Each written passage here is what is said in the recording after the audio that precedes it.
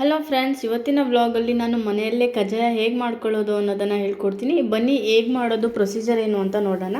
First ನಾವಿಲ್ಲಿ ನಾನು 4 glass ಅಕ್ಕಿ ತೊಗೊಂಡಿದ್ದೀನಿ. 4 ಗ್ಲಾಸ್ ಅಕ್ಕಿ ಅಂತ ಹೇಳಿದರೆ 1 ಸೇರ್ ಆಗುತ್ತೆ. ಸೊ ಅದನ್ನು ಚೆನ್ನಾಗಿ ನೀರಲ್ಲಿ ತೊಳ್ಕೊತೀನಿ. ನಾನು 2 to 3 ಟೈಮ್ಸ್ ನೀರಲ್ಲಿ ಚೆನ್ನಾಗಿ ತೊಳ್ಕೊಂಡು ಇದನ್ನು ನೆನೆ ಹಾಕ್ತೀನಿ. ಒಂದು 2 ಡೇಸು ಕಂಟಿನ್ಯೂಸ್ ಆಗಿ ನೆನೆಯಬೇಕು ನೀರಲ್ಲಿ. 3 ಅವರ್ಸ್ಗೆ ಒಂದ್ಸಲ ನೀರನ್ನು ಚೇಂಜ್ ಮಾಡಿಕೊಂಡ್ರೆ ಸಾಕು. ಒಂದು ಡೇ ಕೂಡ ನೆನೆಸ್ಕೊಂಡು ಮಾಡ್ತಾರೆ, ಬಟ್ ನಾವಿಲ್ಲಿ 2 ನೈಟ್ಸ್ 2 ಡೇಸ್ ನೆನೆಸ್ಕೊಂಡಿದ್ದೀವಿ. ಸೊ ಅದನ್ನೆಲ್ಲ ನೆನೆದು ಆದಮೇಲೆ 2 ಡೇಸ್ ಆದಮೇಲೆ ಅಕ್ಕಿನ ತಗೊಂಡು ನೀರನ್ನೆಲ್ಲ ಸೋರ್ಲು ಹಾಕಿ ಅದನ್ನು ಒಂದು ಕಾಟನ್ ಬಟ್ಟೆಯಲ್ಲಿ ಈ ಥರ ಸ್ಪ್ರೆಡ್ ಮಾಡ್ತೀವಿ. ಯಾಕಂದರೆ ನೀರು ಅಂಶ ಎಲ್ಲ ಇದ್ದರೆ ಅಬ್ಸರ್ವ್ ಆಗಲಿ ಅಂತ ಹೇಳಿ. ಸೊ ಇಲ್ಲಿ ನೀರು ಅಂಶ ಕೂಡ ತುಂಬ ಡ್ರೈ ಆಗಬಾರ್ದು, ನೀರು ಕೂಡ ಇರಬಾರ್ದು. ಆ ಥರ ನೀಟಾಗಿ ಸ್ಪ್ರೆಡ್ ಮಾಡಿಕೊಂಡು ಆರಿಸ್ಕೊಬೇಕು. ಒಂದು 20 ಮಿನಿಟ್ಸ್ ಈ ಥರ ಮಾಡಿ ಬಿಟ್ಟರೆ ಅದು ಆರುತ್ತೆ. ನೀವು ಎಕ್ಸ್ಟ್ರಾ ವಾಟರ್ ಏನೇನಿರುತ್ತೆ ಅದೆಲ್ಲ ನೀಟಾಗಿ ಅಬ್ಸರ್ವ್ ಆಗುತ್ತೆ. ಸೊ ನೋಡಿ, ಈ ಥರ ತೆಳುವಾಗಿರುವಂಥ ಒಂದು ಕಾಟನ್ ಬಟ್ಟೆಲಿ ನೀಟಾಗೆಲ್ಲ ಸ್ಪ್ರೆಡ್ ಮಾಡ್ಕೊತೀನಿ. ಈ ಥರ 20 ಮಿನಿಟ್ಸ್ ಹಾಗೆ ಬಿಡ್ತೀವಿ ನಾವು ಅದನ್ನು. ಸೊ 20 ಮಿನಿಟ್ಸ್ ಆದಾಗ ಏನಾಗುತ್ತೆ, ನೀರು ಪರ್ಫೆಕ್ಟಾಗಿ ಅಬ್ಸರ್ವ್ ಆಗಿರುತ್ತೆ. ಅದು ಅಕ್ಕಿನಲ್ಲಿ ವಾಟರ್ ಕಂಟೆಂಟ್ ಕೂಡ ಇರಬೇಕು, ಹಾಗೆ ಡ್ರೈ ಆಗು ಕೂಡ ಇರಬೇಕು. ಮಧ್ಯದಲ್ಲಿ ನಾವು ಈ ಥರ ಕೈ ಆಡಿಸ್ಕೊಂಡಿದ್ರೆ ಸೊ ಬೇಗ ಆಗುತ್ತೆ. ತುಂಬ ಜಾಸ್ತಿ ಡ್ರೈ ಮಾಡೋಕ್ಕೆಲ್ಲ ಹೋಗಬೇಡಿ. ಕಜ್ಜಾಯ ಮಾಡಬೇಕಂದ್ರೆ ಮೇಯ್ನ್ ಪಾಕ ಚೆನ್ನಾಗಿ ಬರಬೇಕು, ಕಜ್ಜಾಯ ಚೆನ್ನಾಗಿರಬೇಕು ಅಂದರೆ ಈ ಥರ ಮಾಡ್ಕೋಬೇಕು. ಸೊ ನೋಡಿ, ನಿನಗೆ ಅಕ್ಕಿನಲ್ಲಿ ವಾಟರ್ ಕಂಟೆಂಟ್ ಇಲ್ಲ, ಇದು ಕರೆಕ್ಟಾಗಿ ಆಗಿದೆ. ಸೊ ಅದನ್ನೆಲ್ಲ ನಾನು ಒಂದು ಮಿಕ್ಸಿ ಜಾರಲ್ಲಿ ಪುಡಿ ಮಾಡ್ಕೊತೀನಿ. ನೀರೆಲ್ಲ ಏನೂ ಹಾಕಬಾರ್ದು. ನೋಡಿ, ಅಕ್ಕಿ ಕೂಡ ಅಷ್ಟೇ ಚೆನ್ನಾಗಿದೆ, ಡ್ರೈ ಆಗೂ ಇಲ್ಲ, ತುಂಬ ಡ್ರೈ ಆಗೂ ಇಲ್ಲ, ನೀರಾಗೂ ಇಲ್ಲ, ಕರೆಕ್ಟಾಗಿದೆ. ಇದನ್ನು ಪೌಡ್ರ್ ಮಾಡ್ಕೊತೀನಿ. ಮನೇಲೇ ಮಾಡೋದ್ರಿಂದ ಒಂದು ಸೇರಷ್ಟೇ ಅಕ್ಕಿ ಹಾಕಿರೋದ್ರಿಂದ ಆರಾಮಾಗಿ ಮಿಕ್ಸಿಲೇ ನಾವು ಪೌಡರ್ನ ಮಾಡ್ಕೊಬೋದು. ಸೊ ನೋಡಿ, ಸ್ವಲ್ಪನೇ ಹಾಕೋಬೇಕು, ಜಾಸ್ತಿ ಎಲ್ಲ ಹಾಕೋಬಾರ್ದು. ನೋಡಿ, ಸ್ವಲ್ಪನೇ ಹಾಕ್ಕೊಂಡು ನಾನಿಲ್ಲಿ ಮಿಕ್ಸಿನಲ್ಲಿ ಪುಡಿ ಮಾಡ್ತಿದ್ದೀನಿ. ಈ ಮಧ್ಯದಲ್ಲಿ ಒಂದು ದೊಡ್ಡದಾಗಿರೋ ತಟ್ಟೆ ಅಥವಾ ಬೇಸನ್ ಯಾವುದಕ್ಕಾದ್ರೂ ಪರವಾಗಿಲ್ಲ, ನಾವು ಜರಡಿ ಮಾಡ್ತೀವಲ್ಲ ಅದನ್ನು ಕೂಡ ಇಟ್ಕೊಂಡಿರಬೇಕು. ಸೊ ನೋಡಿ, ಇವಾಗ ಇದು ನೀಟಾಗಿ ಪೌಡ್ರ್ ಆಗಿದೆ. ಈ ಪೌಡ್ರ್ ಆಗಿರೋದನ್ನು ನಾವು ಈ ಜರಡಿ ಮಾಡ್ಕೋಬೇಕು. ಸ್ವಲ್ಪ ಇವಾಗ ಜರಡಿ ಮಾಡ್ಕೋಬೇಕಾದ್ರೆ ಸ್ವಲ್ಪ ಎಕ್ಸೆಸ್ ಆಗಿರೋದು ಅಂದರೆ ಸ್ವಲ್ಪ ದಪ್ಪಕ್ಕಿರೋದೆಲ್ಲ ಮತ್ತೆ ಸಿಗುತ್ತೆ. ಅದನ್ನು ಮತ್ತೆ ನಾವು ಅಕ್ಕಿನ ಮಿಕ್ಸಿನಲ್ಲಿ ಪೌಡರ್ ಮಾಡ್ತೀವಲ್ಲ ಹಾಗೆ ಹಾಕೊಂಡು ಯೂಸ್ ಮಾಡ್ಕೊಬೋದು. ಸೊ ನೋಡಿ, ಇಲ್ಲಿ ನೀಟಾಗಿ ನಾವು ಪೌಡರ್ನ ಮಾಡ್ಕೊಬೇಕು. ಇಲ್ಲಿ ನಮ್ಮಮ್ಮ ನೀಟಾಗಿ ಎಲ್ಲನೇ ಜರಡಿ ಇಟ್ಕೊಂಡು ಪೌಡರ್ ಮಾಡ್ಕೊತಾ ಇದ್ದಾರೆ.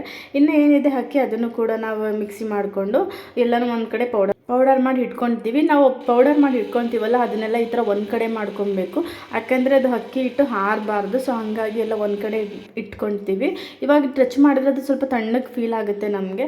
ಸೊ ಅವಾಗ ಗೊತ್ತಾಗುತ್ತೆ ಇದು ಪರ್ಫೆಕ್ಟಾಗಿದೆ ಅಂತ. ಅದನ್ನು ಹಾರಾಗಿ ಬಿಡಬಾರ್ದು ಅಕ್ಕಿ ಹಿಟ್ಟನ್ನ. ಸೊ ಹಂಗಾದ್ಮೇಲೆ ಒದ್ದೆ ಬಟ್ಟೆ ಆ ಥರ ಏನೂ ಕೂಡ ಮುಚ್ಚಬಾರ್ದು. ಆ ಥರ ಇಟ್ಕೊಂಡ್ರೆ ಸಾಕು, ನಾವು ಒಂದು ಕಡೆ ಟೈಟಾಗಿ ಇಟ್ಕೊಂಡ್ರೆ ಸಾಕು.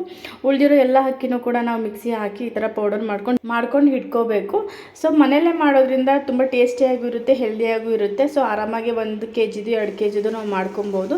ಸೊ ಇದಾದಮೇಲೆ ಸ್ವಲ್ಪ ನಾವು ಒಂದು ಕೊಬ್ಬರಿನ ನಾವಿಲ್ಲಿ ತೊಗೊಂಡು ಈ ಥರ ಪೀಸ್ ಎಲ್ಲ ಮಾಡಿ ಅದನ್ನು ಕೂಡ ನಾವು ಮಿಕ್ಸಿ ಮಾಡಿ ಪೌಡರ್ನ ಮಾಡಿ ಇಟ್ಕೊಬೇಕು. ಕೆಲವರೆಲ್ಲ ತುರ್ಕೊತಾರೆ. ಸೊ ನಮಗೆ ತುರಿಯೋಷ್ಟು ಪೇಷನ್ಸ್ ಇಲ್ಲ. ಸೊ ಹಾಗಾಗಿ ಕೂಡ ನಾವು ಈ ಥರ ಪೌಡರ್ ಮಾಡ್ಕೊತೀವಿ. ಯಾರಿಗೆ ಹತ್ರ ಪೌಡರ್ ಮಾಡೋದು ಇಷ್ಟ ಇಲ್ಲ ಅಂದರೆ ಕೂಡ ಅವರು ಕೂಡ ಆರಾಮಾಗಿ ತುರ್ಕೊಂಡು ಇಟ್ಕೊಬೋದು, ಏನು ಪ್ರಾಬ್ಲಮ್ ಆಗಲ್ಲ. ಇವಾಗ ನಾವು ಬೆಲ್ಲ ಯಾವ ಥರ ಹಾಕಬೇಕು ಅಂತ ಹೇಳಿದ್ರೆ, ಸೊ ಬೆಲ್ಲನ ತೊಗೊಂಡು ಈ ಥರ ಕೆಚ್ಕೊಬೇಕು. ತುಂಬ ಸಣ್ಣದಾಗೆಲ್ಲ ಏನು ಕೆಚ್ಕೊಬಾರ್ದು. ಸುಮ್ಮನೆ ಒಂದು ಮೀಡಿಯಮ್ ಸೈಜ್ಗೆ ಇಲ್ಲಿ ಕಾಣಿಸ್ತಿದೆಯಲ್ವಾ, ಸೊ ಈ ಥರ ಮೀಡಿಯಮ್ ಸೈಜ್ಗೆ ಹಾಕ್ಕೊಂಡು ಕೆಚ್ಕೊಬೇಕು. ಪುಡಿ ಆಯಿತು ಅಂದರೆ ಸ್ವೀಟ್ ಜಾಸ್ತಿ ಆಗಿಬಿಡುತ್ತೆ.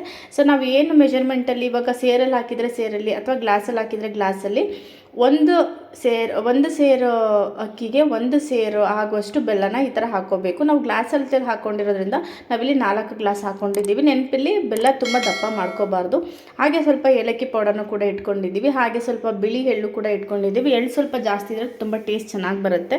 ಸೊ ಇಲ್ಲಿ ನೋಡಿ, ಒಂದು ಗ್ಲಾಸಲ್ಲಿ 1 ಸ್ಪೂನ್ ಆಗುವಷ್ಟು ನೀರು ಮಾತ್ರ ಇದೆ. ನೀರನ್ನು ಖಂಡಿತ ಜಾಸ್ತಿ ಯಾರೂ ಹಾಕಬಾರ್ದು, ಜಸ್ಟ್ 1 ಸ್ಪೂನ್ ಆಗುವಷ್ಟು ಮಾತ್ರ ಹಾಕಬೇಕು. ನಾವಿಲ್ಲಿ 4 ಗ್ಲಾಸ್ ಬೆಲ್ಲ ಹಾಕ್ಕೊಂಡಿದ್ದೀವಿ, ಅದಕ್ಕೆ 1 ಸ್ಪೂನ್ ಆಗುವಷ್ಟು ಮಾತ್ರ ನಾವಿಲ್ಲಿ ನೀರು ಹಾಕ್ಕೊಂಡು ಕಾಯೋದಕ್ಕೆ ಇಟ್ಟಿದ್ದೀನಿ. ಸೊ ಇಲ್ಲಿ ಪಚ್ಚಬಾಳೆಹಣ್ಣು ಹಾಕ್ಕೊಂಡ್ರೆ ತುಂಬ ಟೇಸ್ಟ್ ಚೆನ್ನಾಗಿರುತ್ತೆ ಅಂತ ಹೇಳಿ ಕೂಡ ನಾವು ಅಷ್ಟೇ ಒಂದು ಪಚ್ಚಬಾಳೆಹಣ್ಣು ಕೂಡ ಸ್ಮ್ಯಾಶ್ ಮಾಡಿ ರೆಡಿ ಮಾಡಿ ಇಟ್ಕೊಂಡಿದ್ದೀವಿ. ನೋಡ್ತಾ ಇರ್ಬೋದು, ನಾವು ಬಿಸಿಗಿಟ್ಟಿದ ತಕ್ಷಣವೇ ಅಲ್ಲಿ ಬೆಲ್ಲ ಹೇಗೆ ಮೆಲ್ಟ್ ಆಗ್ತಿದೆ ಅಂತ. ಈ ಮಧ್ಯದಲ್ಲಿ ನಾವು ಬಿಸಿ ಹಾಕ್ತಿರ್ಬೇಕಾದ್ರೆ ಮುದ್ದೆ ಕೋಲ್ ಬರುತ್ತಲ್ಲ, ಅದ್ರ ಸಹಾಯದಿಂದ ಸ್ವಲ್ಪ ಈ ಥರ ತಿರ್ಸ್ಕೊಬೇಕು. ಆವಾಗ ಸ್ವಲ್ಪ ಬೇಗ ಆಗುತ್ತೆ. ಆಮೇಲೆ ಸ್ವಲ್ಪ ಅದು ಸಾಫ್ಟ್ ಆಗಿರುತ್ತಲ್ಲ ಬೆಲ್ಲ, ಅದನ್ನು ಕೂಡ ಈ ಥರ ಮುದ್ದೆ ಕೋಲಿಂದ ಈ ಥರ ಎಲ್ಲ ಸ್ಮ್ಯಾಶ್ ಮಾಡಿ ಎಲ್ಲ ಮಾಡಿಕೊಂಡು ಸ್ವಲ್ಪ ಬೇಗ ಆಗುತ್ತೆ ಅಂತ ಹೇಳಿ ನಾವು ಮಾಡ್ತಾ ಇದ್ದೀವಿ. ಸೊ ನೋಡ್ತಾ ಇರ್ಬೋದು ನೀವಿಲ್ಲಿ ಇಷ್ಟು ಬೇಗ ಬೆಲ್ಲ ಮೆಲ್ಟ್ ಆಗ್ತಿದೆ ಅಂತ ಹೇಳಿ. ಸೊ ಪಾಕ ನಿಮಗೆ ಕರೆಕ್ಟಾಗಿ ಬಂದಿದೆಯಾ ಇಲ್ವಾ ಅಂತ ಹೇಗೆ ಗೊತ್ತಾಗುತ್ತೆ ಅಂತ ಹೇಳಿದ್ರೆ, ಸೊ ಈ ಥರ ತಿರ್ಗಿಸ್ಬೇಕಂದ್ರೆ ನಾವು ಸ್ವಲ್ಪ ಕುದಿ ಬರ್ತಿದ್ದಾಗೆ ಅಂಟು ಬರುತ್ತೆ. ಅದರಲ್ಲೂ ನಿಮಗೆ ಗೊತ್ತಾಗಲಿಲ್ಲ ಅಂತ ಹೇಳಿದ್ರೆ ಒಂದು ಬೌಲಲ್ಲಿ ನೀರು ಹಾಕ್ಕೊಂಡು ಸ್ವಲ್ಪ ಪಾಕನ ಅದ್ರಲ್ಲಿ ಹಾಕಿ ಉಂಡೆ ಮಾಡಿದ್ರೆ ಅದು ಉಂಡೆ ಆಗಬೇಕು, ನೀರಲ್ಲಿ ಕರಗಬಾರ್ದು. ಅವಾಗ ಅದು ಪರ್ಫೆಕ್ಟಾಗಿ ಆಗಿದೆ ಅಂತ ಹೇಳಿ.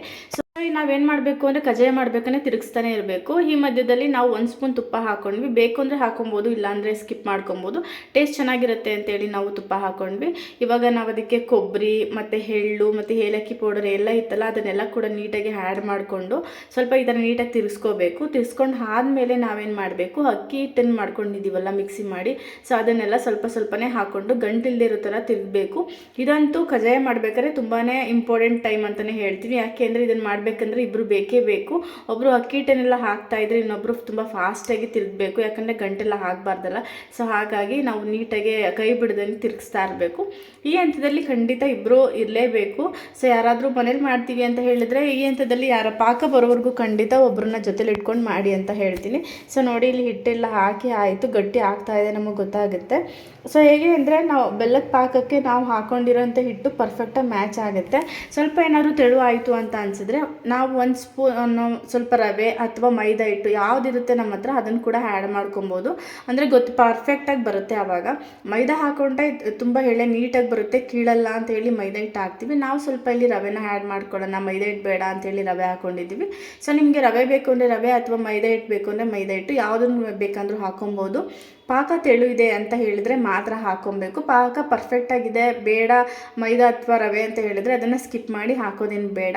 ಸೊ ನಾವಿಲ್ಲಿ ಮೈದಾ ಎಲ್ಲ ಹಾಕ್ತಾಯಿಲ್ಲ, ಸ್ವಲ್ಪ ರವೆ ಹಾಕ್ಕೊಂಡಿದ್ದೀವಿ. ನೋಡ್ತಾ ಇರ್ಬೋದು, ನಾವು ಜಸ್ಟ್ ಕೈಯಲ್ಲೇ ಸುಮ್ಮನೆ ಹಾಗೆ ರವೆ ಹಾಕ್ಕೊಂಡ್ವಿ, ಯಾವುದೇ ಮೆಜರ್ಮೆಂಟ್ ಇಟ್ಕೊಳ್ದೇನೆ ಸುಮ್ಮನೆ ಹಾಗೆ ಕೈಯಲ್ಲಿ ಸ್ವಲ್ಪ ಹಾಕ್ಕೊಂಡ್ವಿ ಅಷ್ಟೇ. 1 ಹಿಡಿಯಷ್ಟು ಹಾಕ್ಕೊಂಡಿದ್ದೀವಿ ನಾವು.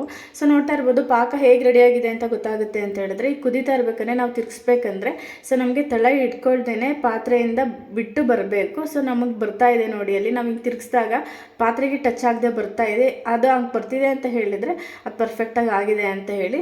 ತೆಳುನೂ ಮಾಡ್ಕೋಬೇಡಿ, ಗಟ್ಟಿನೂ ಮಾಡ್ಕೊಬೇಡಿ, ಸ್ವಲ್ಪ ನೋಡ್ಕೊಂಡು ಮಾಡ್ಕೋಬೇಕು. ಅಂದರೆ ಗಟ್ಟಿ ಆಯಿತು ಅಂದರೆ ಕಜ್ಜಾಯ ಒತ್ತಕ್ಕೆ ತುಂಬ ಕಷ್ಟ ಆಗುತ್ತೆ. ಸೊ ನೋಡಿ ಇಲ್ಲಿ ಕಜ್ಜಾಯ ಪಾಕ ರೆಡಿ ಆದಮೇಲೆ ಸ್ವಲ್ಪ ಹೊತ್ತು ನಾವು ಹಾರಕ್ಕೆ ಬಿಟ್ಟಿದ್ವಿ, ಯಾಕಂದರೆ ಬಿಸಿಲೇ ತಟ್ಟಕ್ಕಾಗಲ್ಲ ಅಂತೇಳಿ ಸ್ವಲ್ಪ ಹೊತ್ತು ಹಾರಾಗಿ ಬಿಟ್ಟಿದ್ವಿ. ಸೊ ಇದು ಪರ್ಫೆಕ್ಟಾಗಿ ಆರಿದೆ ಇವಾಗ. ಸೊ ನಾನು ತೋರಿಸ್ತೀನಿ ನೋಡಿ ಹೇಗಿರಬೇಕು ಅಂತ ಹೇಳಿ. ನೋಡಿ ಈ ಥರ ಉಂಡೆ ಮಾಡಿದ್ರೆ ಕೈಗೆಲ್ಲ ಅಂಟ್ಕೋಬಾರ್ದದು. ಸೊ ನೋಡಿ ಎಲ್ಲೂ ಅಂಟ್ಕೊತಾ ಇಲ್ಲ. ಇವಾಗ ಇದು ಪರ್ಫೆಕ್ಟಾಗಿ ಆಗಿದೆ ಅಂತ ಹೇಳಿ. ಸ್ವಲ್ಪ ಹಾರದ ಮೇಲೆ ಕಜ್ಜಾಯದ ಹಿಟ್ಟು ಈ ಥರ ಆಗುತ್ತೆ. ಸೊ ಇವಾಗ ಬೇಕಾದರೆ ನೀವು ಒಂದೇ ಸಲ ಕಜ್ಜಾಯ ಮಾಡ್ಕೊಬೋದು, ಇಲ್ಲ ಅಂದರೆ ಸ್ವಲ್ಪ ಸ್ವಲ್ಪ ಮಧ್ಯೆ ಯಾವಾಗಾದ್ರು ಮಾಡ್ತೀವಿ ಅಂದರೆ ಆ ಥರ ಮಾಡ್ಕೊಬೋದು. ನಾವಿಲ್ಲಿ ಸ್ವಲ್ಪನೇ ಕೂಡ ಮಾಡ್ತಾಯಿದ್ದೀವಿ, ಎಲ್ಲ ಹಿಟ್ಟನ್ನು ಮಾಡ್ತಾಯಿಲ್ಲ. ನಾವು 2 ಡೇಸ್ ಮಾಡ್ಕೊಳ್ಳೋಣ ಅಂತೇಳಿ ಸ್ವಲ್ಪ ಸ್ವಲ್ಪ ಮಾಡ್ತಿದ್ದೀವಿ. ಕಜ್ಜಾಯಕ್ಕೆ 1 kg ಅಕ್ಕಿಗೆ 1 ಲೀಟ್ರ್ ಎಣ್ಣೆ ಅಂತ ಹೇಳಿ ಲೆಕ್ಕ ಇದೆ. ಸೊ ನಾವು ಎಣ್ಣೆ ಕಾಯಕ್ಕಿಟ್ಟಿದ್ದೀವಿ. ಕಜ್ಜಾಯ ಒತ್ತೋದಕ್ಕೆ ಒಂದು ಕಾಟನ್ನ ತೆಳು ಬಟ್ಟೆನ ತೊಗೊಂಡಿದ್ದೀವಿ. ಇದನ್ನು ಅಷ್ಟೇ ನೀರಲ್ಲಿ ಹಚ್ಚಿ ನೀರನ್ನು ಹಿಂಡಿ ಇಟ್ಕೊಂಡಿದ್ದೀವಿ. ಸೊ ಇವಾಗ ಕಜ್ಜಾಯ ಇದ್ರಲ್ಲಿ ತಟ್ಟಿದ್ರೆ ಕಜ್ಜಾಯ ಹಂಟೆಲ್ಲ ನೀಟಾಗಿ ಬರುತ್ತೆ. ಅದಕ್ಕೋಸ್ಕರ ಕರ್ಚೀಫ್ ಇದ್ದರೆ ಅದನ್ನು ಕೂಡ ಯೂಸ್ ಮಾಡ್ಬೋದು. ಸೊ ನೋಡಿ ನಾನಿಲ್ಲಿ ಎಣ್ಣೆ ಕಾದಿದೆಯಾ ಇಲ್ವಾ ಅಂತ ಹೇಳಿ ಕಜ್ಜಾಯದ ಹಿಟ್ಟು ಹಾಕಿದ್ದೀನಿ, ಅದು ಮೇಲೆ ಬಂದಿದೆ. ಸೊ ಕಾದಿದೆ ಅಂತ ಹೇಳಿ ಉಂಡೆ ಎಷ್ಟು ಬೇಕು ಅಷ್ಟು ಸೈಜ್ಗೆ ನಾವು ಹಾಕ್ಕೊಂಡು ಫಿಂಗರಲ್ಲಿ ನೀರಿಗೆ ಹಚ್ಕೊಂಡು ಈ ಥರ ನಾವು ಒತ್ಕೋಬೇಕು. ಸೊ ನೋಡಿ ಬಿಗಿಯಾಗೂ ಇಲ್ಲ, ತುಂಬ ಸ್ಮೂತಾಗಿ ಎಷ್ಟು ಚೆನ್ನಾಗಿ ಬರುತ್ತೆ ಅಂತ ನೋಡಿ. ಈ ಥರ ಕಾಟನ್ ಬಟ್ಟೆ ಯೂಸ್ ಮಾಡೋದ್ರಿಂದ ಅಂಟೋದು ಇಲ್ಲ. ಕಜ್ಜಾಯ ತುಂಬ ಹೊತ್ತೇನು ಬೇಯಿಸಬೇಕಾಗಿಲ್ಲ, ಜಸ್ಟ್ ಒಂದು 20 ಸೆಕೆಂಡ್ಸಲ್ಲೆಲ್ಲ ಬೇಯುತ್ತೆ. ಸೊ ಒಂದ್ಸಲ ಹಾಕಿ ಮತ್ತೆ ಅದನ್ನು ತಿರುವು ಹಾಕೊಂಡ್ರೆ ಆಯಿತು. ನಮಗೆ ಮೆತ್ತಗೆ ಬೇಕು ಅಂತ ಹೇಳಿದರೆ ಜಸ್ಟ್ ಒಂದ್ಸಲ ಹಾಕಿ ಈ ಥರ ತಿರುಗಿಸಿ ಎತ್ಕೊಂಡ್ರೆ ಸಾಕು, ಕಜ್ಜಾಯ ರೆಡಿಯಾಗಿರುತ್ತೆ. ತುಂಬ ಹೊತ್ತೇನು ಬೇಯಿಸೋದು ಬೇಡ. ಸ್ವಲ್ಪ ಕ್ರಿಸ್ಪಿಯಾಗಿ ತಿನ್ನೋಕೆ ಇಷ್ಟಪಡ್ತಾರೆ ಅಂಥವ್ರು ಏನು ಮಾಡಬೇಕು, ಒಂದು 3 ಇಂದ 4 ಸಲ ಈ ಥರ ತಿರ್ಸ್ಕೊಂಡ್ರೆ ಸಾಕು. ಅದನ್ನು ಎತ್ಕೊಂಡ್ಮೇಲೆ ಅದು ಆರದ್ಮೇಲೆ ಅದೇ ತುಂಬ ಕ್ರಿಸ್ಪಿಯಾಗಿ ಬರುತ್ತೆ. ನನಗಂತೂ ಮೆತ್ತಗಿರೋದು ಇಷ್ಟ ಆಗುತ್ತೆ. ಸೊ ನನಗೆ ಮೆತ್ತಗಿರೋದು ನಮ್ಮ ಅಪ್ಪಾಜಿಗೆ ಈ ಥರ ಕ್ರಿಸ್ಪಿಯಾಗಿರೋದು ಇಷ್ಟ. 2 ಥರ ಕೂಡ ನಾವಿಲ್ಲಿ ಕಜ್ಜಾಯನ ಮಾಡಿ ಇಟ್ಕೊಂಡಿದ್ದೀವಿ. ಕಜ್ಜಾಯ ಅಂತೂ ನಿಜವಾಗ್ಲೂ ತುಂಬ ಟೇಸ್ಟಿಯಾಗಿದೆ, ಮನೆಯಲ್ಲೇ ಮಾಡಿರೋದ್ರಿಂದ ಹೆಲ್ದಿಯಾಗೂ ಕೂಡ ಇದೆ. ನೋಡ್ತಿರ್ಬೋದು ನೀವು, ಎಲ್ಲೂ ಕೂಡ ಕಿತ್ತೋಗಿಲ್ಲ, ತುಂಬ ಕಪ್ಪು ಆಗಿಲ್ಲ, ತುಂಬ ಪರ್ಫೆಕ್ಟಾಗಿ ಬಂದಿದೆ. ಪ್ರೊಸೀಜರ್ನ ನೀವು ಕೂಡ ಫಾಲೋ ಮಾಡಿದ್ರೆ ಇದೇ ಥರ ಪರ್ಫೆಕ್ಟ್ ಆಗಿರೋ ಕಜ್ಜಾಯ ನಿಮಗೂ ರೆಡಿ ಆಗುತ್ತೆ. ಯಾರಾದರೂ ಟ್ರೈ ಮಾಡಿಲ್ಲ ಅಂದರೆ ಖಂಡಿತ ಒಂದ್ಸಲ ಟ್ರೈ ಮಾಡಿ ಅಂತ ಹೇಳ್ತಾ ಇವತ್ತಿನ ಬ್ಲಾಗ್ನ ಇಲ್ಲಿಗೆ ಎಂಡ್ ಮಾಡ್ತಿದ್ದೀನಿ. ಯಾರಿಗಾದರೂ ಈ ಬ್ಲಾಗ್ ಇಷ್ಟ ಆಯಿತು ಅಂದರೆ ಲೈಕ್, ಶೇರ್, ಕಮೆಂಟ್ ಮಾಡೋದನ್ನು ಮರಿಬೇಡಿ.